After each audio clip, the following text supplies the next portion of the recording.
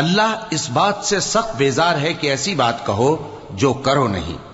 جو لوگ اللہ کی راہ میں ایسے طور پر صف باندھ کر لڑتے ہیں کہ گویا سیسا پلائی ہوئی دیوار ہیں، وہ بے شک اللہ کے محبوب ہیں۔ اور وہ وقت یاد کرنے کے لائق ہے جب موسیٰ نے اپنی قوم سے کہا تھا کہ بھائیو، تم مجھے کیوں ایذا دیتے ہو، حالانکہ تم جانتے ہو کہ میں تمہارے پاس اللہ کا بھیجا ہوا آیا ہوں۔ پھر جب ان لوگوں نے کجروی کی تو اللہ نے بھی ان کے دل ٹیڑھے کر دیے، اور اللہ نافرمانوں کو ہدایت نہیں دیتا۔ اور وہ وقت بھی یاد کرو جب مریم کے بیٹے عیسیٰ نے کہا کہ اے بنی اسرائیل، میں تمہارے پاس اللہ کا بھیجا ہوا آیا ہوں، جو کتاب مجھ سے پہلے آ چکی ہے یعنی تورات، اس کی تصدیق کرتا ہوں،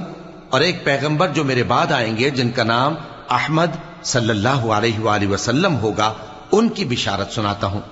پھر جب وہ ان لوگوں کے پاس کھلی نشانیاں لے کر آئے تو کہنے